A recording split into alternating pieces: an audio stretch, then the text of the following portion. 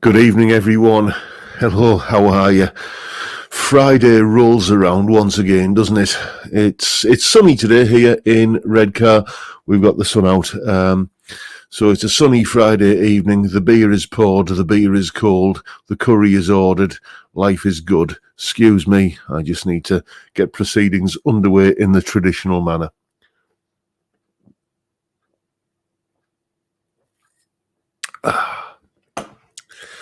Just as usual, the name check of the beer. This weekend I am on the Galahad again. Aldi's 4% brew. I usually get the Saint Etienne when I go to Aldi, but I just thought have a moderate weekend and just get the 4% stuff, not the 5%. It's not bad, this actually. If you live anywhere near an Aldi, check it out.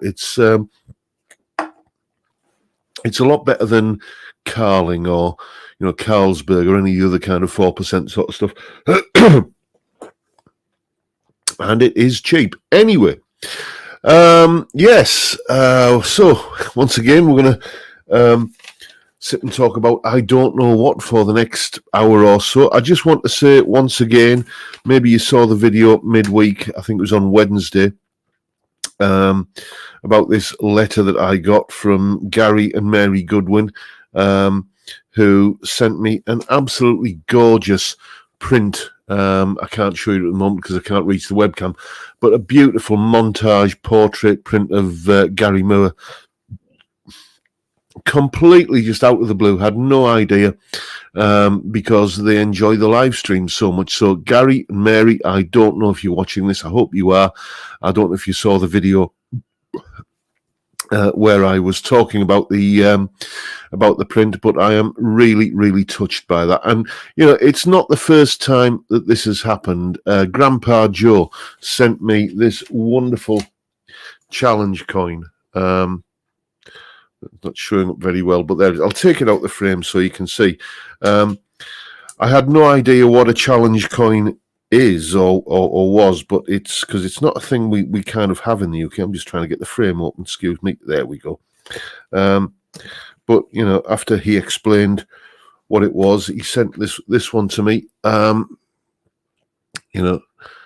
beautiful kind of, there it is, lovely picture of it there. And the backside there. Only, I'm told, available to serving or ex-members of the New York Police. So I am really honoured that you would send me something like that. People have sent me lovely gifts since I started doing this YouTube thing, and I'm just really touched by all of them. I've had. Well, you can see the Nashville Telecaster on the wall behind me there. A friend of mine, student who became a friend in the States called Joe, sent me that. And, I've had a Harley Benton guitar and a Fender Mustang, Bullet Mustang sent to me. And, it really is humbling that you think so much of me that you kind of send me gifts like this, and I'm really genuinely touched. So there you go. All because a fat bald northern lad chooses to talk bollocks on a Friday evening for an hour. Anyway, I haven't done the register yet, have I? Let's have a look and see who we've got in. It's scrolling a long way up. You must have been very talkative before I hit the go live button. Who we got in first? Wilson Jones is first in. Hi all, warm greetings from that London. Robert Z, or I guess if you're in Indy, then I guess it must be Robert Z to you. Robster Boy, Edwin Toon and David Evans. Edwin Toon again, Dr. Gomez. Will it be Heineken again or some flaky Carling, says Dr. Gomez. No, it's the Galahad. Then we've got Anton in and Danny Hancock, Johnny Random, and Grandpa Joe. I was just talking about you, Joe. Vincent Brennan. Who else we got? Cal B. Scott Guitars. How are you, Dan? Bass at Night. Well, so we got, let's have a look. James Hunt, Hello from sunny Dagenham, he says. It must be sunny all over the UK at the moment, which is strange. I thought summer was on a Wednesday this year, but never mind. Mark Walsworth, 60s man, Deco Dude, and Derek Morris. Ian Clark, how are you, Ian? Malcolm Spillett, Dave Lewis, and all the usual suspects, basically. Phil, Stephen Tatton. Who else has come in since? Luke's in, Frank Bolam, John Ross, Chip Young, Billy Paul, scrolling down, Peter S., Peter Collins, and Paul Trainer, the resident bass player. And who else we got in? Ian Rouse, Das Schaff, Chip Young, and David Evans. Did I say you already? Colin Falcon, here we go, a local lad to me. And Ian Lewis, Johnny Love, and basically all of the usual gang. Basically, apologies if I haven't mentioned your name, but it does get to be a point where I'd spend half the live stream reading out who's in. And yes, so. I need to tell you what's coming up on the channel this week. I always forget because I do these videos. I'm basically at the moment I'm working on videos for like sort of not next week but the week after and the week after that. So by the time I get round to this time on a Friday, it's several weeks ago when I've recorded the videos that are going out next week.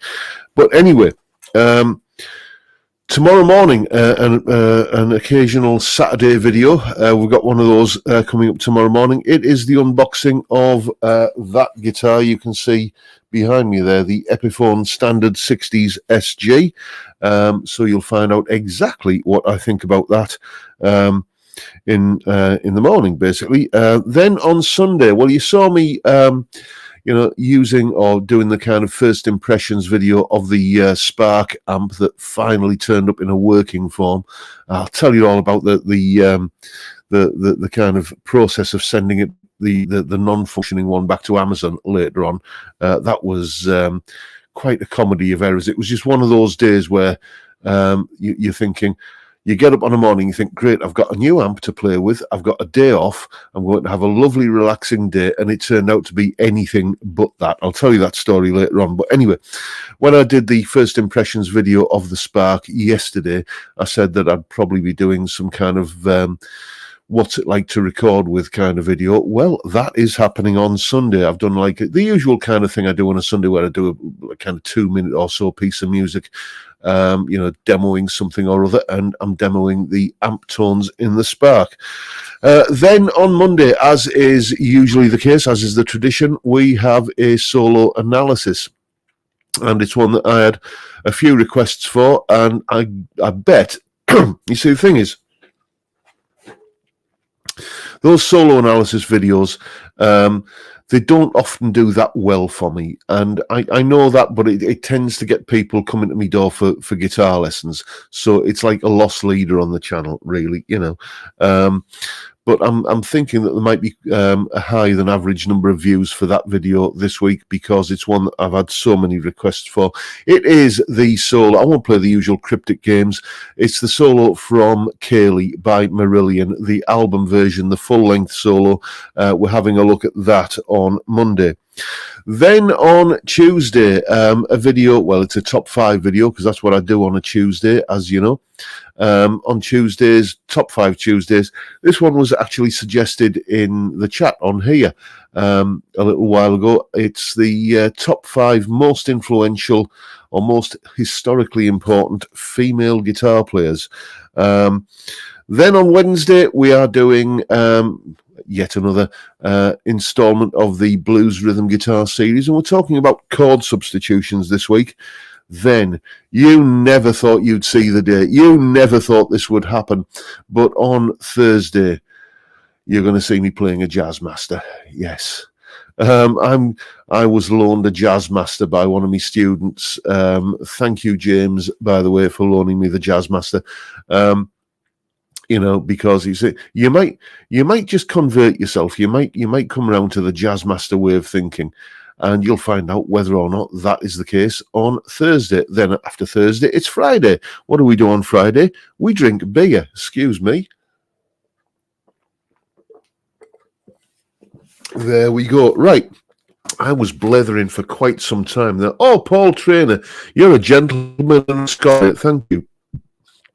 I was blethering for quite some time there, so I'm just going to have a scroll up the chat and see what you've all been talking about behind my back. Oh, Bottleneck Bob's in. How are you? Where are we? Excuse me. Yes, Dave Lewis saying, nice looking SG. Yes, Dave, I'm wearing the T-shirt, by the way. Thank you for this T-shirt. You emailed me saying, why haven't you worn the Put a Flake in It T-shirt on the live stream? I haven't been avoiding using it. It's just I've got like a bazillion T-shirts, and I just the day when I've been wearing this T-shirt and the day when I've been doing the live stream have never coincided for quite some time. So that's why I haven't worn it. So I made a conscious effort to wear it tonight. What else we got? Let's have a look. Somebody's saying profound bollocks. Fair enough. Let's have a wee look here. See what the general kind of cut and thrust of the conversation is.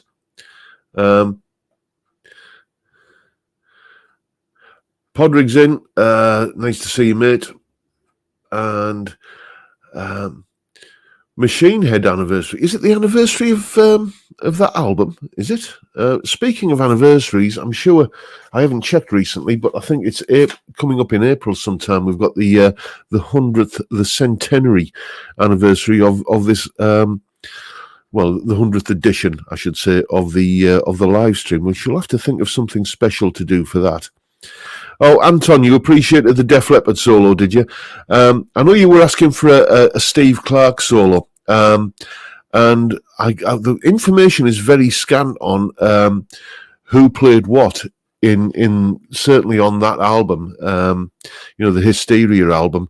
I do remember reading an interview with I think it was Phil Collin, who was saying that by the time the album came out, they'd done that many different takes and kind of that many overdubs and they couldn't genuinely remember who'd played what, which was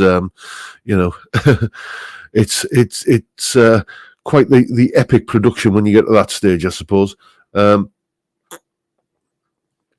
really fancies a Jazzmaster. Malcolm Spillett is saying, is it a Fender or a Squier Jazzmaster? I'll tell you exactly what it is, Malcolm. It is a Squier Classic Vibe FSR Jazzmaster. One of those limited edition factory special run ones that they do. And if you're into Jazzmasters, I can't see how you could want any more than that guitar. But I'm not going to kind of put too many spoilers in.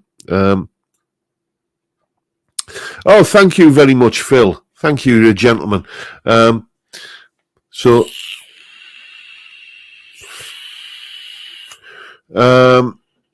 you're into Jazzmasters, then it's a perfectly good instrument.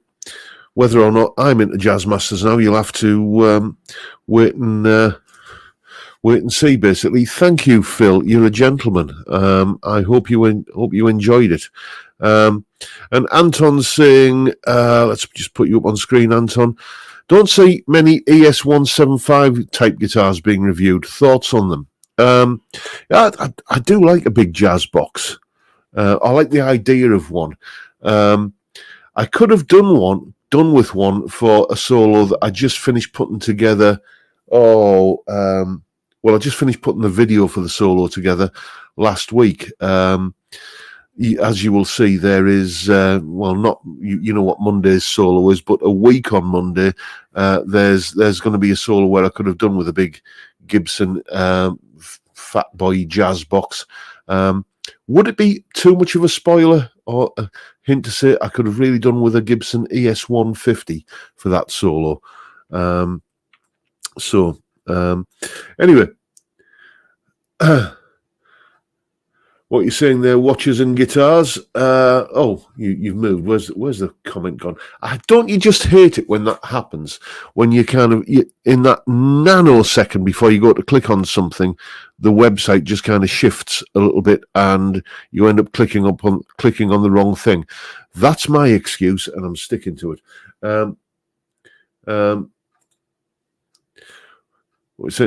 Taking any more of a shine to the CST 24P90, firm favourite here after a few tweaks. I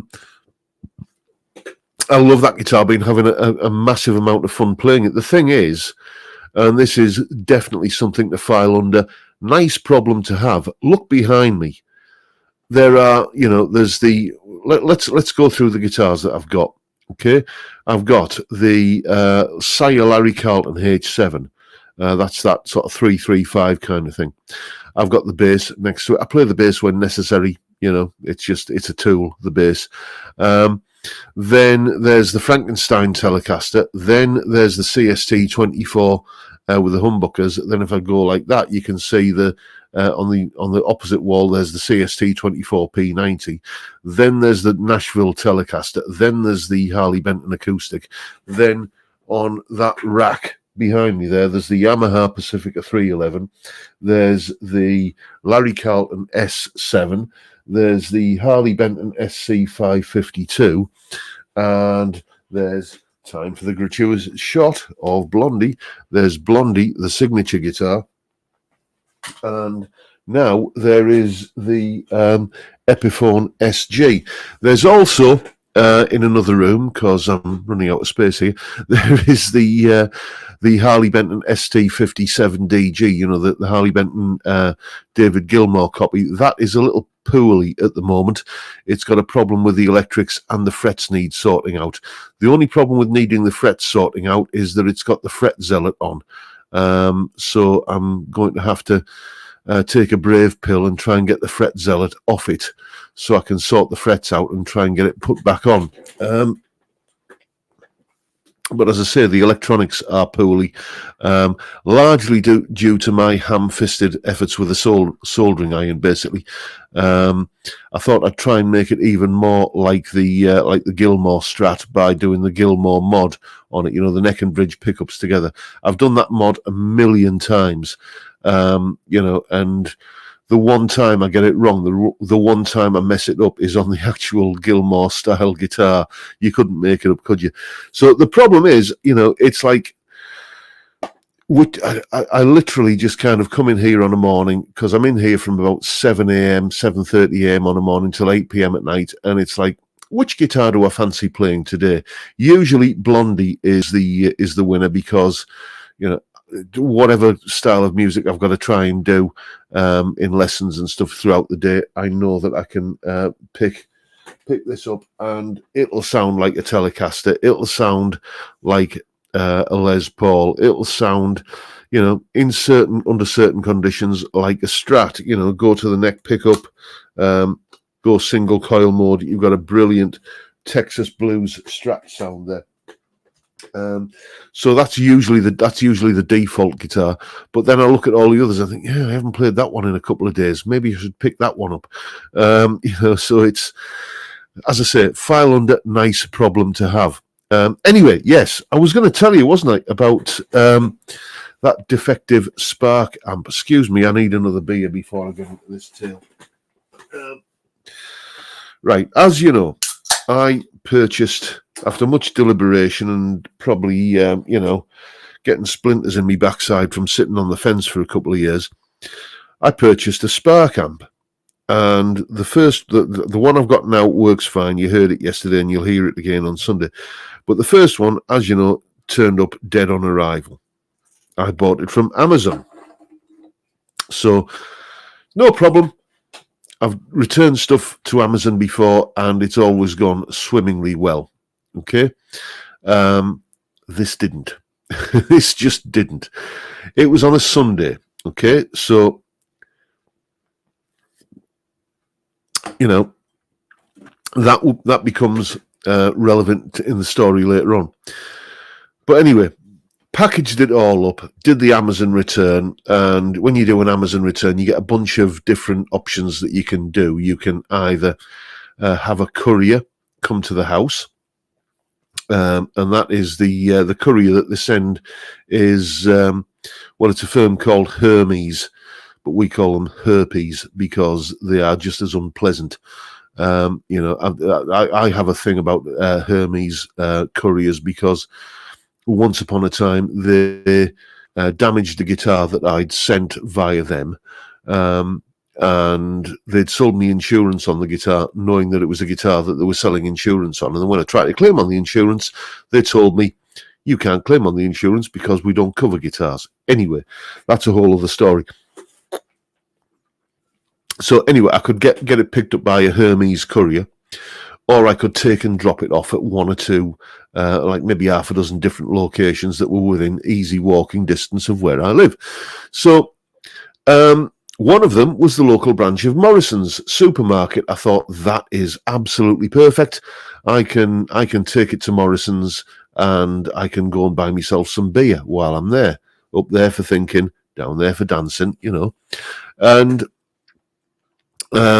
so anyway, it's not a heavy amplifier, but when you've got like maybe a 10-minute walk, and it's bulky and everything. So I had a bit of a sweat on. Thank you, Beer Hounds Beer Reviews. You're a gentleman. I was out of puff a little bit by the time I got there. Anyway, take it up to the customer service desk. I've got this Amazon return. Oh, okay. You need to take it to the Amazon locker. Okay, so went to the entrance of the store, Amazon locker. Okay, what do I do here? Then, okay, there's a QR code reader. I've got a QR code on my phone.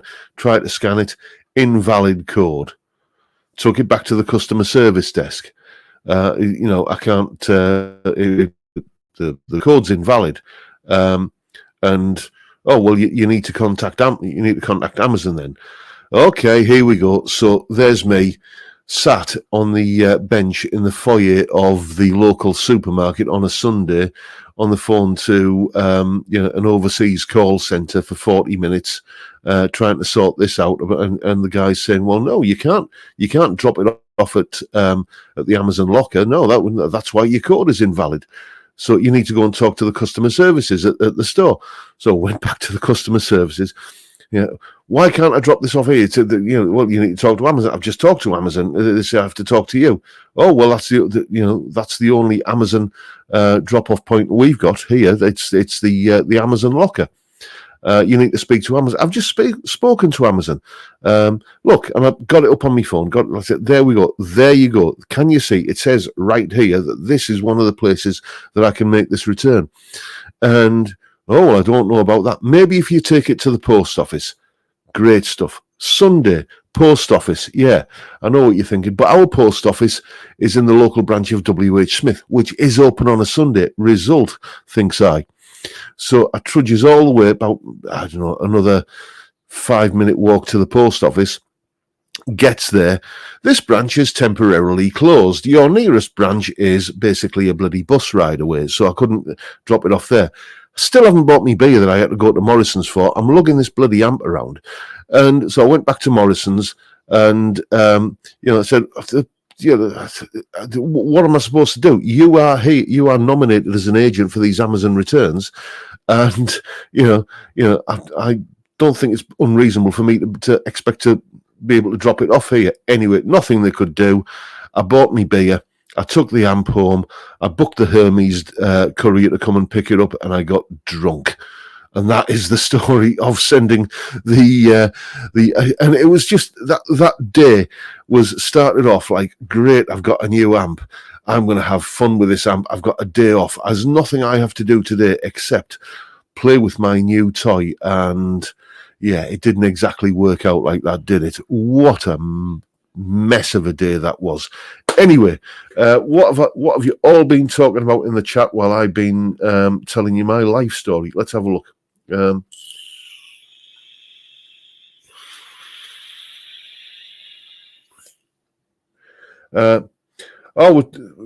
Beer Hounds and Beer Reviews. Thank you for the super chat, mate. You're saying LTDAS is a great guitar for the money, or ESPAS. Yeah, I've not done. That's one brand I've not looked at is the LTDs or ESPs. I shall have to look into that. Your local Hermes, yeah, Malcolm. Our local Hermes driver, is I know him well. I know him. He lives round here, and I nod to him when I'm out walking the dog and everything. It's not him that I have the problem with. It's like he drops it off at a depot, and it's what happens to it after that depot. So, yes. What else you been talking about? Dave Lewis was on television this week. You shall have to tell us more, mate. You shall have to tell us more. And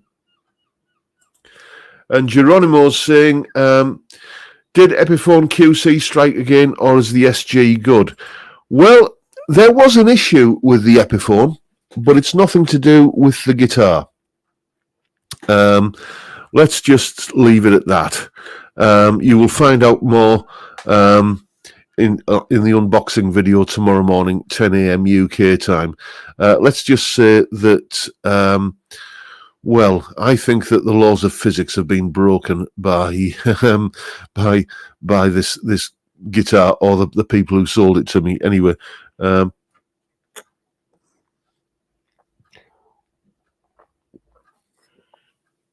Lee Harris, you're a gentleman, mate. Let's put you up on screen. What you're saying? My Harley Benton TE62 made me fall in love with tellies. I'm close to buying an American Professional too. What do you think? Yeah, I mean, those American Professional Telecasters are really, really nice, but for the same kind of money,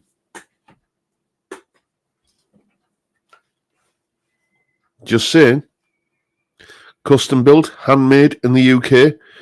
One of these, it'll do everything a Telecaster will do and more. And literally, that is. I remember when Dan and I kind of came up with the price for that guitar. It was pitched at pretty much the same price as an American Professional Telecaster, and it's not just another off-the-peg guitar. I mean, the American Professionals are great. If you want that Telecaster look with the scratch plate and the bridge and the single and that whole kind of package, then go for it. But that is the Telecaster to kind of end all Telecasters for me. So there you go. But yeah, they are a nice guitar. Would I buy one if in taking Blondie out the equation? Would I buy an American Professional Telecaster? I probably wouldn't, because I think for me the next Telecaster I will buy will undoubtedly be the Sire T7. Those Sire Larry Carlton guitars are just. They're about £400-500 or thereabouts, and they play like $2,000 guitars. They are utterly sublime. If Fender made those guitars, I mean, Darrell Braun has said this as well. If Fender made, I think it was the S7 he was reviewing. He said Fender made this guitar, it'd be a $2,000 guitar, and they're like £400-500. So definitely check one of those out before you pull the trigger on the American Professional Telecaster. Or definitely check out my signature model, mate. Now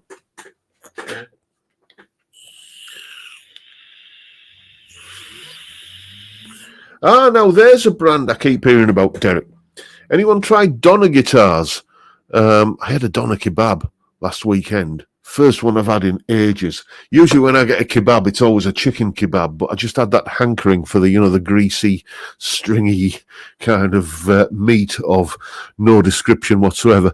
I haven't tried a Donna guitar, but it might be one to try and get a look at some point. Firefly guitars as well. I mean, you wouldn't believe the number of requests I get to review Firefly guitars.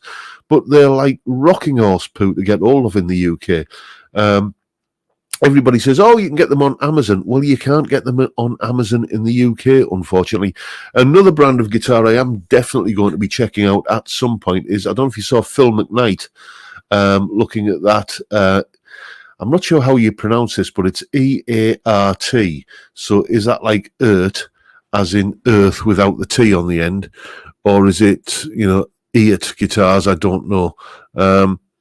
So anyway, I think I've just seen somebody tagging me in the chat there. So I will definitely be looking at one of those at some point.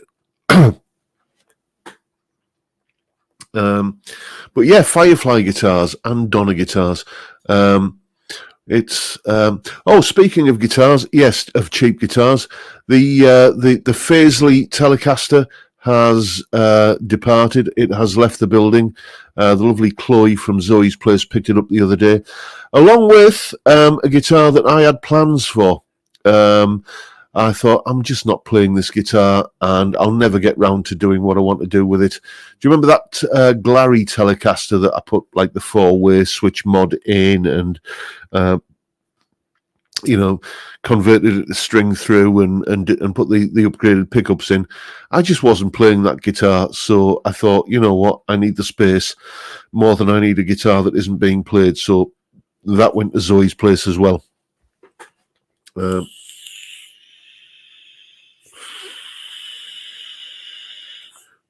What you're saying there, Marco? I agree with you. People should check out the T7. I even saw one that was similar colour to your Blondie. Yeah. Stuart Young saying a Tokai Love Rock, and it's amazing. Yeah, those Tokais. Fantastic guitars. Even the older ones now from like the 80s are just that they're essentially fetching sort of vintage kind of collectible guitar kind of money, aren't they? I had a Tokai SG in here.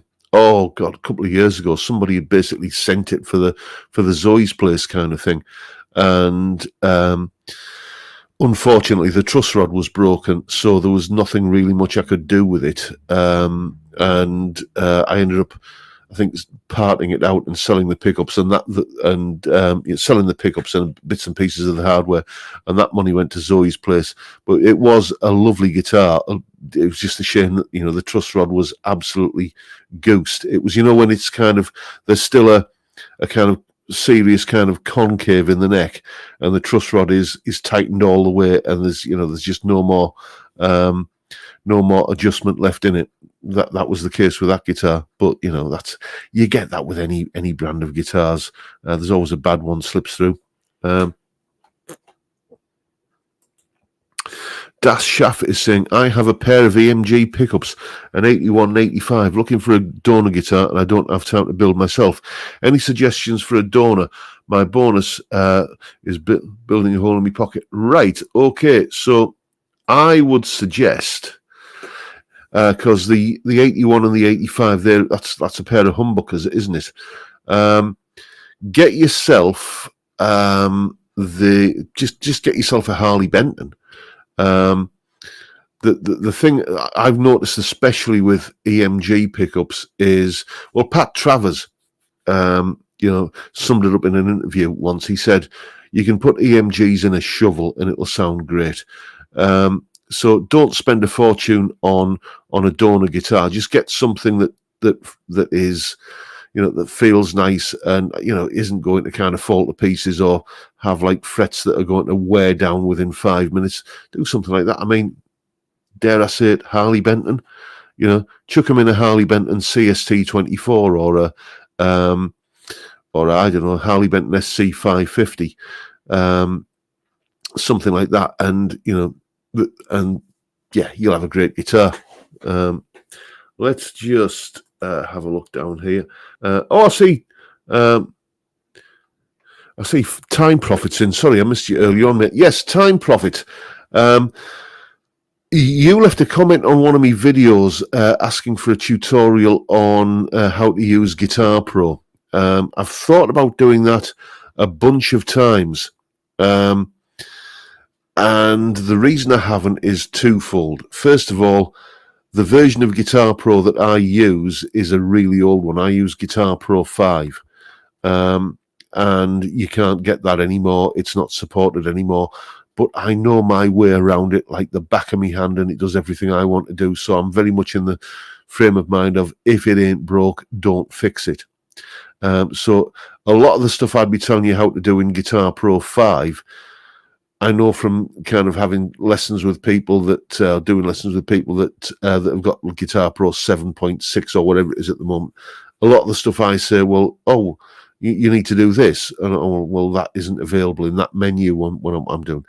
The other reason is that the main secret to learning how to use Guitar Pro successfully, about getting the right number of notes in the bar and stuff like that, is you just have to know and understand rhythm notation, and I have done videos on that. It's the kind of thing, rhythm notation especially, or reading music in general, is it's one of those things that you can understand in 10 minutes, but it takes, months of just practice and grinding away at it before you become fluent and confident with it. So go and dig out my videos on reading rhythm notation and understanding it, and that'll be a good starting point. I learned it myself from I think it was David Mead. Do you remember him? He used to write for Guitarist magazine back in the 90s. Way back in the early 90s, he did a series on reading rhythm notation, and I understood it, and then I started practicing it, and I started making a bit of progress with it. And then I got, not Guitar Pro, but back in the year 2000, when I first got my PC, I got a piece of software called MuseEdit, if anyone remembers that. And, before Ultimate Guitar came along, there was a website called Olga. Anyone remember Olga, the online guitar archive? And people used to post tabs and stuff up there, and some of them were in this MuseEdit format. And it was like, okay, it was very much like Guitar Pro, where you could press play and listen to the tab as well as seeing it, so you could kind of make that connection between, okay, this is what it looks like, and that is what it sounds like. You could almost treat it almost like Babelfish or something like that, where you can kind of make that connection between the sound and the actual written form of it. And, I just gradually started to take it in. And then one day, I remember this clearly, one day, I'll tell you the song it was Lenny Kravitz, Are You Gonna Go My Way? And I just heard that riff and I thought, I know what that, that kind of da da da da da da da da da da da da da da da. I just thought, I know what that would look like written down, and it just all sort of just through a bit of practice and what have you, it all just clicked into place. And from then, I just started tabbing stuff out in, first of all in Museed, and then about 2010 or so, I went on to Guitar Pro, and the more you do it, the better you get at it. There is no sort of instant quick fix for it. You just have to, first of all, understand rhythm notation, and then practice the living bejesus out of it until you get the the hang of it.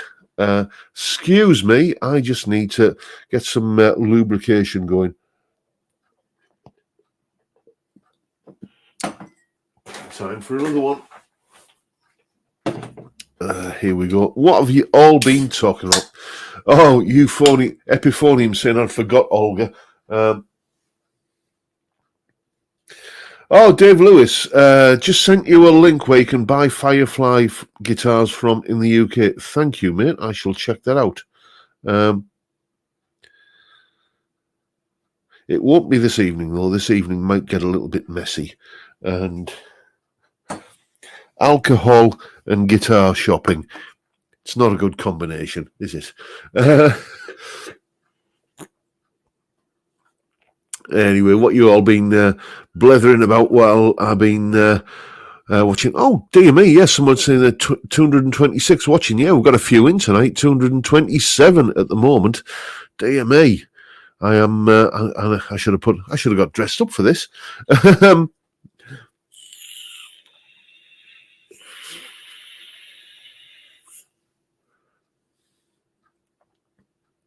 Yeah, Ian Clark saying I have the traditional notation up on Guitar Pro just for the rhythm. I must admit, I often look at the traditional, like the standard notation in Guitar Pro, and I should be much better at it by now. But I can read rhythm notation pretty slickly, but it's just that the notes on the staff. I still just have a little bit of a a mental block with that. Oh, I see we've got H. Garcia in. I think, is that you, Leon? Nice to see you, mate. And Johnny loves saying, Guitar Pro 7 is my best software buy ever, but as John says, if you don't need the minimal upgrades, keep with the older versions. It still doesn't support tuplets within tuplets, though. That is one thing that Guitar Pro, it's like the version I've got, Guitar Pro 5, the one of the main Achilles heels in it that they have fixed in later versions is that if you put a string bend, like you bend a D note up to an E, it displays that in the tab, but in the notation it still just displays it as a D note. It takes no account of the fact that you've bent the note, so that is a drawback. But it's the notation, it's the tab that everybody's really interested in, and that does display it. And the other thing is, again, getting very, very geeky here. I've got a Peter Green solo in the can that's going to be going up at some point in the next few weeks from the John Mayall Blues Breakers album. And that is in sort of 12/8 time. Okay, so it's all triplet based. And if you're in 4/4 time and you need to squeeze 3 notes into where there would normally be 2, you do it as a triplet. If you're in 12/8 time, if you need to kind of reverse that and put 2 notes into the space where 3 would fit, it's called a duplet. And Guitar Pro doesn't know of the existence of these things called duplets. So it meant that I couldn't really get that solo tabbed as accurately as I would have liked, but it's still, it's still within spitting distance of what it is. That would be something that might make me upgrade to a newer version. But if it still hasn't kind of addressed that problem, then I think I'll just hang fire until it does. Oh, Pablo Hanks in. How are you, mate?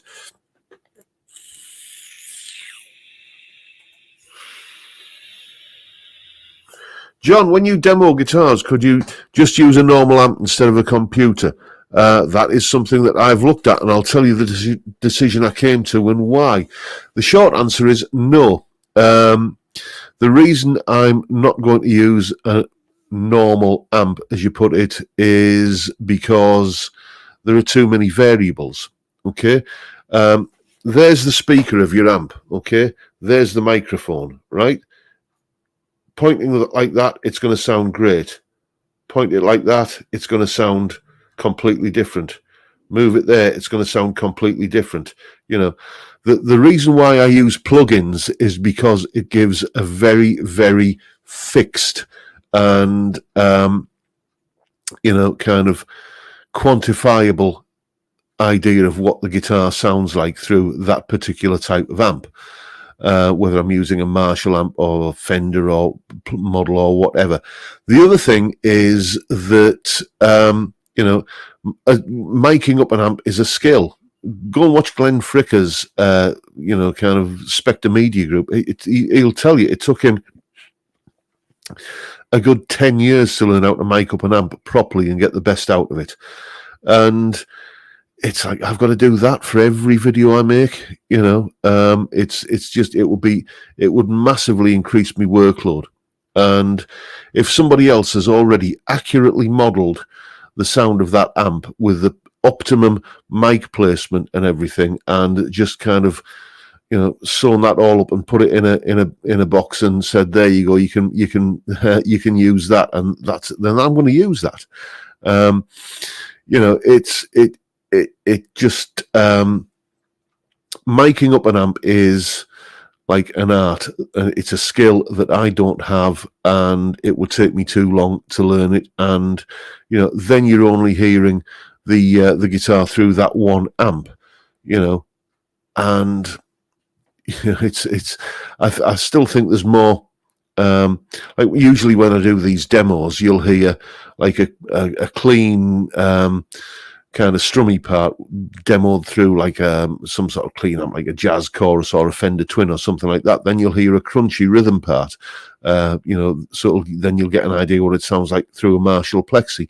Then you'll hear like a big shouty lead guitar part, and then so you're hearing what it sounds like maybe through a boogie or a diesel or something like that. So I think I'm giving more of an idea of what the guitar sounds like through a range of different amps, doing it the way I do it, rather than just having one amp. Like imagine if I was, if everything was going through a Marshall, and you think, okay, yeah, so that's what that guitar sounds like through a Marshall, but I don't own a Marshall. My amp is a Fender, or my amp is a Peavey, or something like that. Then it's not as informative, I would have said. So there you go.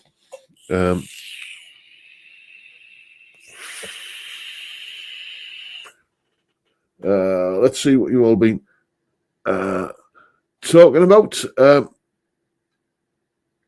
Oh, Saji, yes, you're late to the party, mate. Yes, I did get a replacement. I did a video about the replacement yesterday. There it is, right there. It is working fine, and I'm very happy with it. Someone was asking in the comment on yesterday's video, actually, about would you do a comparison between the Spark and the THR5? I can't, because the THR5 has gone. That went on eBay and got me a little bit of money in so that I could afford to basically kind of replenish the fund that I depleted by buying the Spark. But in terms of the comparison between the THR and the Spark, basically the Spark has better guitar amp tones, especially on the dirty sounds. But the THR was better marginally, I would say, as a speaker system. For a laptop or whatever. I mean, the Spark's fine for that, but the THR was just kind of a short head in front, I would say. Let's have a look, see what we got. That is going to be the topic of an upcoming video. Any developments on the wireless front now you've had it a bit? I'm probably going to do a video on this, but let me just switch it on here. And here. Now, I took this off charge. I took the transmitter and the receiver off charge this morning about 7:30. Where are we now? It's 5:45 in the evening. Now, I've been using it all day, and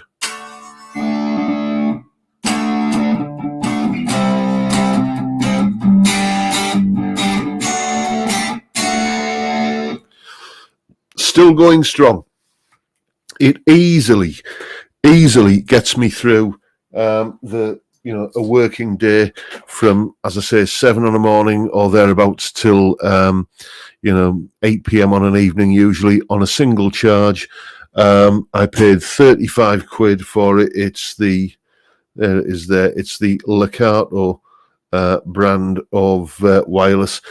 Apparently 2.4 gigahertz, which apparently for those people who are aficionados of such things will tell you it's not as good as the 5.8 gigahertz, but because Wi-Fi can interrupt it and what have you. I've had no problems at all. It's been absolutely bulletproof. And it's just nice not to kind of be having to watch where I'm rolling the chair around because I've just killed another lead. Where are we? What are you saying there, Time Profit?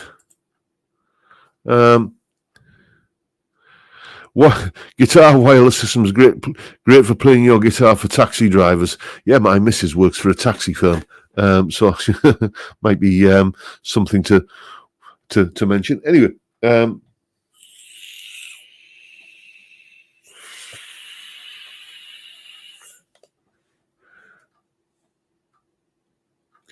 What's that, mate? Joel Camp. Yes, more convenient for you to use plugins, but we've fun to do the odd one with an amp. You might even enjoy it, mate. Yeah, the only amp I've got at the moment, literally the only amplifier I own now is the Spark. And, you know, if you watch the channel regularly, then you'll know that I did a sort of a video.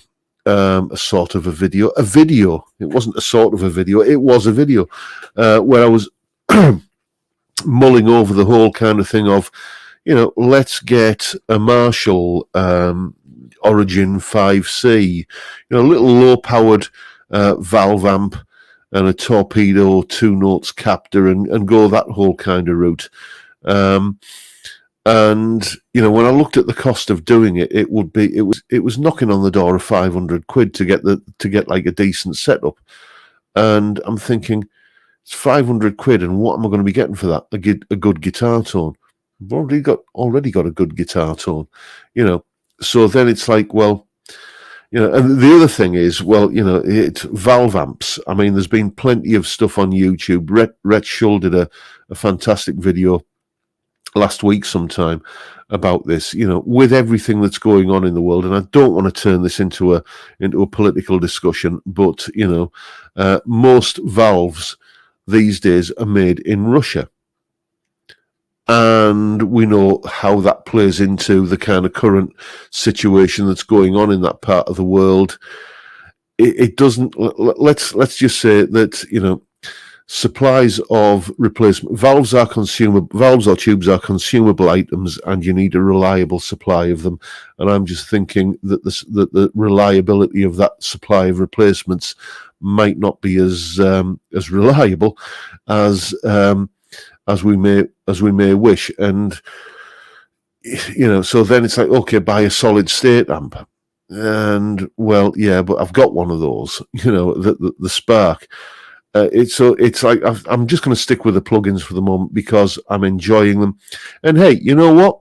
You go and see any band live these days. I'll guarantee, not every band, but I'm saying a large proportion of bands that you go and see live. Yes, they've got a massive wall of amplifiers behind them, most of which are probably dummies, and most of the amp tones that you're hearing are probably coming either from a Kemper, which is an amp modelling device, an Axe-Fx, an amp modelling device, or an iPad with guitar rig or bias effects or bias amp on it. You know, that's the way that touring bands do it these days, because it's just so much easier and so consistent. You can just get the same tone every night, and all you got to do is plug in a laptop or, you know, fire up the modelling amp like the Kemper or something. So it's just unfortunately unfortunately or fortunately, depending on your point of view, it is the way the industry is going. And I mean, I'm a recent convert to modelling, it has to be said. You know, I got, like everybody else, in the early 2000s, or was it the late 90s, when Line 6 brought out that kidney bean-shaped pod device. And all of the reviews in the guitar magazines were saying, this is fantastic, this is absolutely incredible. You can get a Marshall tone, a Boogie tone, a Fender tone. You couldn't. That original Line 6 pod, along with most Line 6 stuff that I've tried, not all, but most, was absolutely garbage. And you know, it's just it put me off amp modelers for a long, long time. But and I also back then tried one of the early incarnations of Amplitube, and never again. I've tried it again since, and you know, not my cup of tea at all. But Positive Grid Bias Amp 2, what I like about it is that it's got amps in there that I have experience of playing through. So I kind of know how close or far away it is from the actual sound that it's modelling. And boy, it's close. It really, really properly is. You know, especially the Marshall stuff in there, which is funny because the Marshall stuff in the Spark amp is a bit meh. I prefer the orange amp models in that, but the Marshall stuff in Bias Amp 2 is absolutely on the money. It's like, it's like you're playing. It's got that sort of touch sensitivity to it that's just that's really there. You could honestly think you were playing through, a big box full of glass bottles. It's really, really convincing. So I'm going to stick with that, really.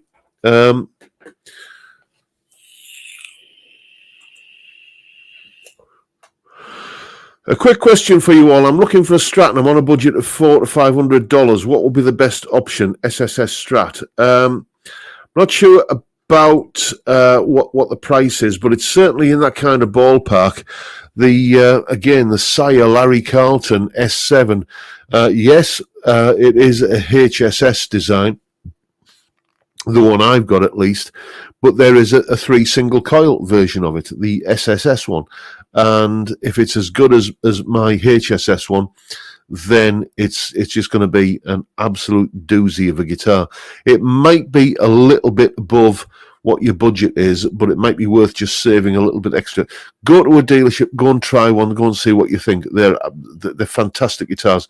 As I said earlier, it's like a 500 quid guitar that plays like a $2,000 guitar. So definitely worth checking out. I keep hearing about this. Is it pronounced Nux or New X? This I saw Pete Thorne did a demo of one, and was massively impressed with that. I think that might be on the list to check out. One of these. I'm going to say Nux for the moment, modelers, because I've just not heard a bad thing about them. Edwin in the chat there, Edwin Toonan. Thanks for watching, Edwin. Am I on the big family TV again this week?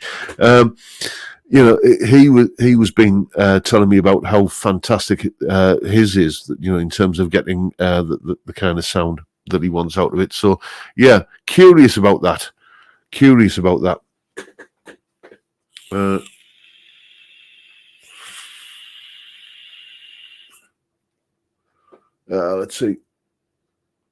Let's see what we got going on up here in the chat.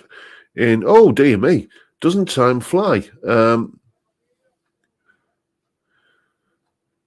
Yeah, Dave Lewis is saying, I bought a load of new valves tubes in the UK when the war started to make sure I had replacements because the new prices were going to go through the roof and availability would stop. Yeah, so that is the thing with valve amps. It's.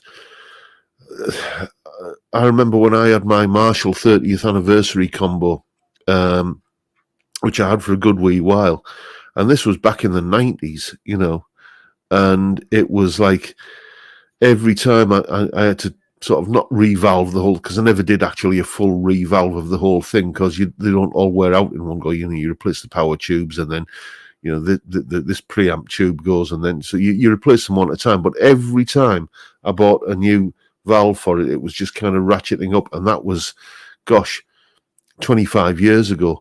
So I dread to think what it would cost to revalve that amp these days, because it had a lot in it. Anyway, chaps, I'm going to swig off the last of this beer, and there's a curry on its way for about 6:10, so I need to go and listen for the doorbell.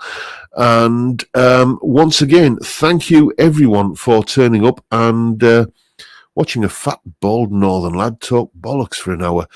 It's incredibly gratifying that you keep on turning up and doing this, and just listen to my stream of consciousness for an hour, always unscripted. This is the essence of improvisation. This is the longest improvisation I do on this channel, but I'm really pleased you all seem to enjoy it, and I'll keep on doing it till you're sick of me. But for now, time, gentlemen, please.